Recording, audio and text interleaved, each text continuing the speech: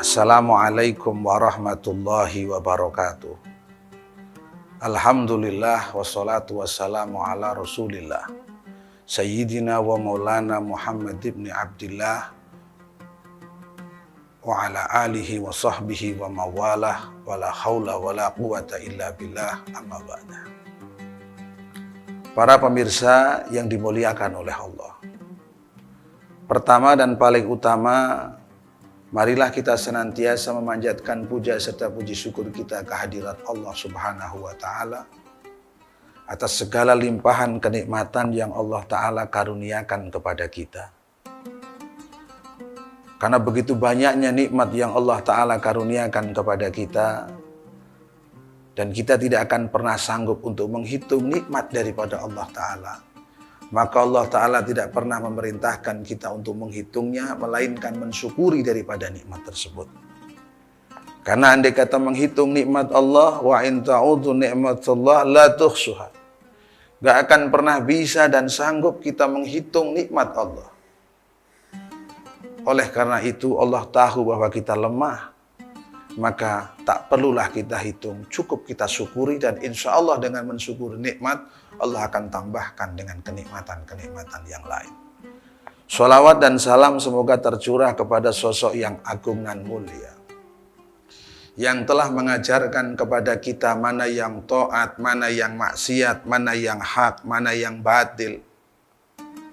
Beliaulah sosok yang mulia, Baginda Nabi Agung Muhammad Sallallahu Alaihi Wasallam beserta para sahabat dan pengikutnya yang setia ila yaumil qiyamah.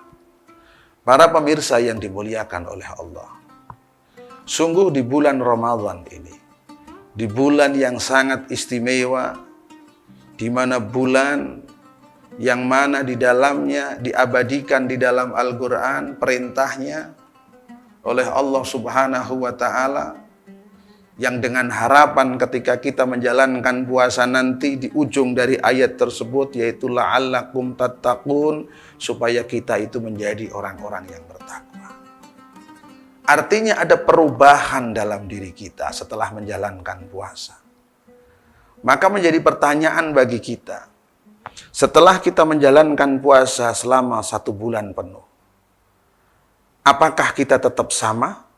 Ataukah ada perubahan setelahnya? Bukankah orang yang baik itu yang hari ini selalu lebih baik dari setelahnya? Terkait dengan puasa Ramadan ini ada satu kisah, yang mana kisah ini terjadi seorang sastrawan, seorang intelektual dari Inggris yang bernama Sir Roland George Alanson. Roland George Alanson ini seorang pujangga, seorang sastrawan, dan seorang intelektual. Beliau suatu ketika tugas di Pakistan. Dia seorang non-muslim. Ketika berada di Pakistan, menyaksikan dan melihat bagaimana kehidupan orang Islam di sana ketika itu panas terik mereka menjalankan ibadah puasa. Mereka tidak makan, mereka tidak minum ketika itu. Maka Roland George Alanson di dalam hatinya mengatakan, sungguh bodoh sekali ini orang Islam. Mau-maunya dia di bawah panas terik tidak minum, tidak makan. Seolah-olah beliau mengatakan bahwa mereka terbelenggu dengan sebuah aturan. Mereka tidak memiliki kebebasan untuk makan, untuk minum. Ini menurut beliau. Tapi lama-lama di dalam hati beliau menyaksikan bagaimana orang yang berpuasa ketika itu, mereka makannya, mereka meskipun tidak makan, mereka tidak minum, tapi produktivitas ketika mereka bekerja, mereka melakukan aktivitas, tidak ada sedikit pun yang beliau lihat mereka merasa lesu, merasa lemah, tapi justru mereka semangat luar biasa. Maka Roland George Alanson ini merasa tertarik dan kepingin mencoba untuk berpuasa. Maka beliau coba-coba puasanya. Beliau tidak kenal surah Al-Baqarah. Beliau nggak kenal ayat Quran tersebut. Nggak kenal. Beliau nggak kenal itu yang mengatakan bahwa Man shoma ramadhana imanan wahtisaban ghufira lahu ma taqaddama min dzambi. Enggak kenal. Dia enggak kenal bahwa barang siapa yang berpuasa maka dosanya akan diampuni dengan iman dan juga dengan ihtisaban. Enggak kenal dia yang seperti itu. Dia dasarnya hanya coba-coba, bukan karena perintah daripada Al-Quran, hanya karena tertarik ketika melihat bagaimana umat Islam ketika itu menjalankan ibadah puasa. Maka beliau pun mencoba untuk melakukan puasa. Beliau coba hari pertama merasa berat. Hari kedua berat. Tapi di hari ketiga dan keempat beliau bisa merasakan bagaimana nikmatnya berpuasa. Bagaimana nyamannya berpuasa. Bagaimana pikirannya jernih. Tidak mempunyai keinginan yang tidak-tidak. Yang aneh-aneh, tidak.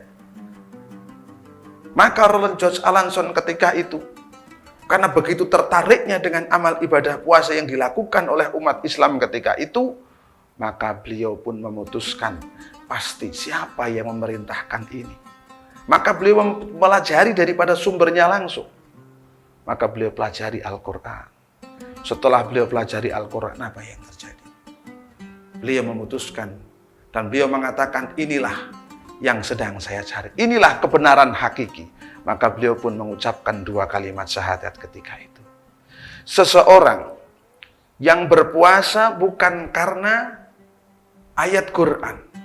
Seseorang yang berpuasa hanya karena coba-coba. Berbeda dengan kita. Dari kecil ketika kita berpuasa sampai kita hafal ayat Qurannya tersebut. Yang terdapat di dalam surah Al-Baqarah tersebut. Bahkan setiap Ramadan sampai anak kecil semua hafal.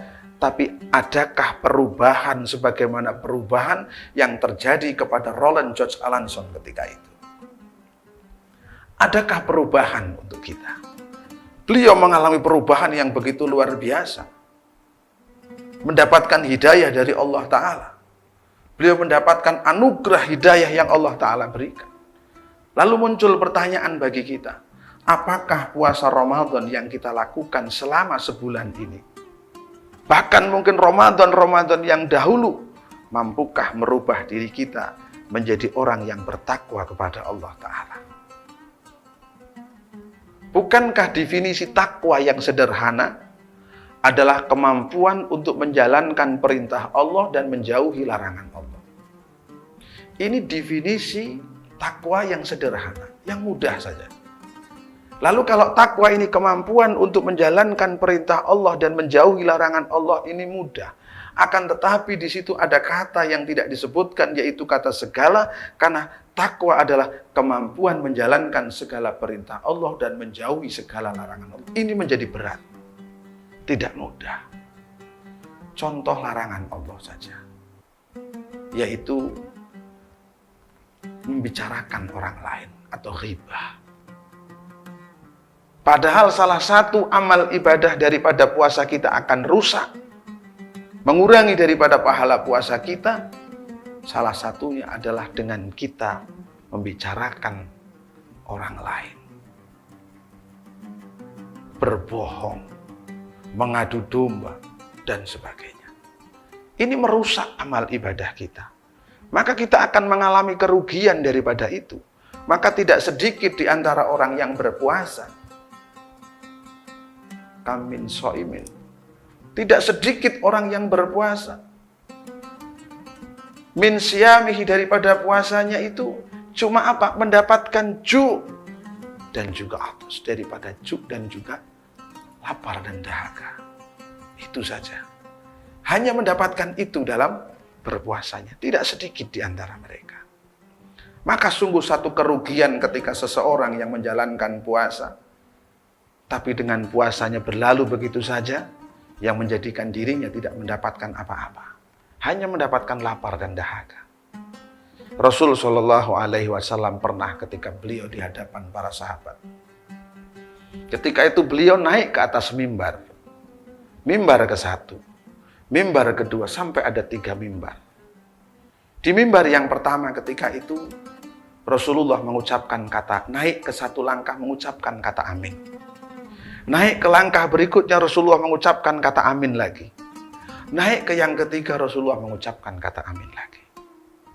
Maka ketika itu Ini suatu hal yang di luar dari kebiasaan.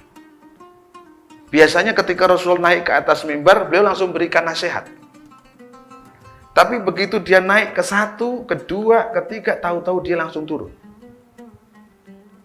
Ini di luar dari hal kebiasaan menjadikan para sahabat ini bertanya-tanya apa maksud dari semua ini. Maka setelah Nabi Muhammad itu turun, Rasul itu turun, maka sahabat mendekati daripada Nabi Muhammad lalu bertanya kepada Rasulullah, "Ya Rasulullah, ada apakah gerangan? Apakah maksud dari ini semua? Tandi Anda ya Rasul, naik ke atas mimbar, setiap kali satu langkah mengucapkan kata amin, langkah kedua mengucapkan kata amin, langkah ketiga mengucapkan kata amin. Apakah maksud dari itu ya Rasulullah?" Maka Rasulullah mengatakan, "Wahai sahabatku, tadi malaikat Jibril datang, lalu membisikkan kepadaku dan berdoa." Kata Jibril di sini mengatakan, "Ya Allah, beliau berdoa, sungguh celaka, sungguh rugi seseorang yang ketika bulan Ramadan tapi tidak mendapatkan ampunan dengan berlalunya Ramadan." Lalu malaikat Jibril mengajarkan membentuk Rasulullah mengucapkan kata amin. Itu. Lalu yang kedua mengucapkan kata amin lagi, kenapa? Karena Jibril pun mendoakan. Ketika ada seseorang yang di dalam rumahnya ada orang tuanya, entah satu ataupun dua, sudah renta, tapi tidak bisa merawat orang tuanya, tidak bisa menjadi ladangnya untuk masuk ke surganya Allah, maka itu orang yang celaka dan orang yang rugi. Lalu yang ketiga, ketika ada namamu disebut wahai Rasulullah, tapi tidak mau bersolawat kepadamu, itu pun termasuk orang yang celaka dan rugi. Maka sungguh, ketika di bulan Ramadan seperti sekarang ini, kok Ramadan ini berlalu begitu saja, lalu kita tidak mendapatkan ampunan, sementara Allah Ta'ala melalui nabinya mengatakan bahwa di dalam bulan Ramadan ini bulan maghfirah, membawa ampunan yang begitu banyak. Harusnya kita mendapatkan ampunan dari Allah Ta'ala, tapi kok sampai kita tidak mendapatkan ampunan dari Allah Ta'ala? Sungguh kita menjadi orang yang rugi. Kita hanya bisa berharap dan berdoa, dengan Ramadan ini mampu merubah diri kita menjadi orang yang lebih baik. Akan tetapi ketika kita tidak bisa berubah menjadi yang lebih baik, tidak mendapatkan ampunan, ketika puasa terasa biasa saja, tadarus Al-Quran kita tinggalkan, sholat tarawih kita tinggalkan, dzikir kita tinggalkan, maka sungguh kerugian yang luar biasa. Bukankah Allah begitu sayang kepada kita ketika di bulan Ramadan semua amal ibadah itu ditingkatkan, bahkan tidur pun menjadi ibadah. Tapi bukan berarti meskipun ibadah terus tidur terus, tidak. Semua amal kita ditingkatkan, dilipat gandakan pahalanya oleh Allah Ta'ala. Satu kesempatan yang sangat luar biasa, kesempatan yang begitu hebat, yang harusnya kita manfaatkan. Jangan sampai kita menjadi orang yang rugi dengan berlalunya Ramadan, sampai kita tidak merasakan getaran daripada Ramadan. Setelah keluar dari Ramadan, tidak ada perubahan dari diri kita. Maka jangan sampai kita rugi, tapi jadilah kita menjadi orang yang bertakwa kepada Allah, sebagaimana menjadi tujuan daripada puasa Ramadan tersebut. Oleh karena itu, kita memohon bimbingan dari Allah Ta'ala. Kita senantiasa berdoa kepadanya, memohon agar supaya tidak dijadikan kita orang yang rugi, lebih-lebih di dalam bulan Ramadan ini. Saya kira itu yang bisa kita sampaikan, meskipun sedikit membawa manfaat. Semoga Allahu minkum. Wassalamualaikum warahmatullahi wabarakatuh.